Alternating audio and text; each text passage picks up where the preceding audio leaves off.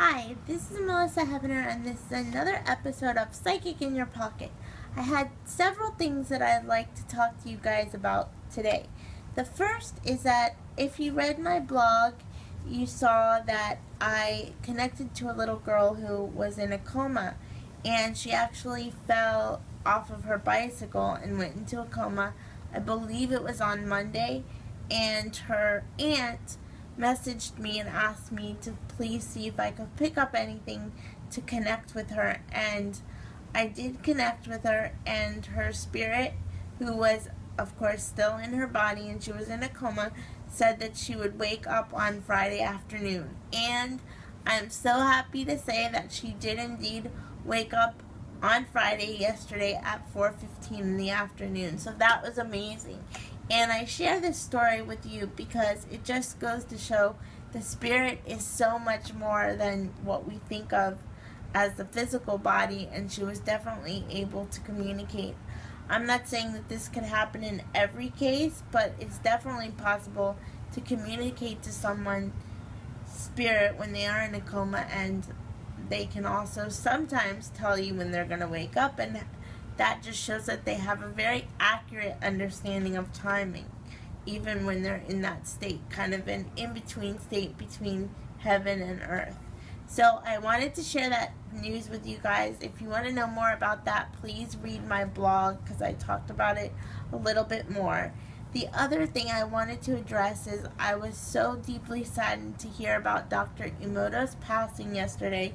He did amazing work about our intention, and even how putting positive energy into drinking water can change the whole molecular structure. And when different scientists and people would basically concentrate on something positive and pray over the water, and they would freeze the water, when it was crystallized, it would make these beautiful, basically snowflake crystals with the most incredible, reflections, and all these amazing just patterns would basically take form.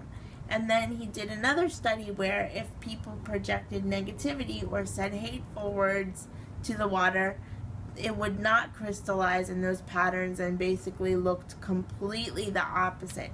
So it just goes to show how strong our words are, how strong our intention is, and we have to keep in mind that we are about 90% water. So imagine the energetic impact it has on our body that's made up of this very absorbent substance. When someone projects negativity to us or says negative words, it definitely has an energetic impact that can affect our health, or who knows what else. They're still trying to figure out all the different correlations with water and the impact of intention and energy. So I'm very sad that he gained his angel wings and now is in heaven, but I'm sure he will oversee the continuation of his research. And so I wanted to basically honor him and thank him for the work that he gave to us as a scientist, and also as a very spiritual pioneer in the work of intention and the importance of water. Which also brings me to the last thing that I wanted to discuss with you guys. I know it's become very popular to practice Reiki, and Reiki is an amazing holistic modality of energy healing. If you are inclined to do healing work, or if you gravitate towards Reiki, that's amazing. I encourage everyone to explore it. The one thing I've come across as a spiritual teacher myself and a healer is that many Reiki teachers are failing to tell their students how important it is to protect yourself. Not only to bring in angels and masters and positive energy to protect you before you do a healing session with someone, but it is also important to give a place for the energy that you're working on with the person, a place for that energy to go.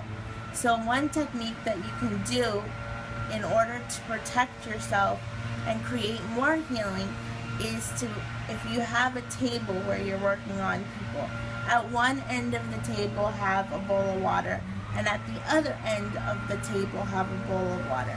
But the water needs to be basically purified water, so it has no minerals in it. That makes the water more absorbent. So if you finish the first half of the body of the person you're working on, put your hands in the bowl of water so that all the negative energy, all the energy that you've worked with goes into the water and you don't absorb it into your own energetic field. Then the same thing would be for the second half of the body. Once you finish the second half of the body working on it, put your hands in the other bowl of water at the end of the feet so that that energy will then be absorbed by the purified water. That protects you, and it also keeps the healing space where you're doing the work very sacred and pure for the next person. The trick is that you have to change the water between each person, because if that water is absorbing that energy, you want another supply of water to be able to do the same thing for the next person and not have a mixture of energy happening. But again, it's another way to protect yourself and to also make the most sacred healing space for your clients. Because I've noticed a lot of Reiki teachers and practitioners that are not protecting themselves. They're coming down with their own physical ailments that could be a manifestation of collecting the energy of the people that they're working with by not properly protecting themselves or giving a space for that energy to go to. So I hope this has been helpful, and I'm going to include another part of the video that's going to be a makeup tutorial for today, but that's going to be a little bit later. I hope this has been helpful, and until next time, love, light, and blessings. Bye! Tonight I went to the Funky Buddha, which is a brewery here in Wilton Manors, and I loved experiencing that environment because the different beers had a different vibration. One of them that I really liked was called the Floridian beer, and it was very, very light, organic, a very light flavor. The whole ambiance of the place is fun and light and happy. Everyone was calm, even though it was Saturday night. Very good vibrations there. They have a makeup look that I did for going to the brewery because it's very laid back. Was a very easy, fun makeup look.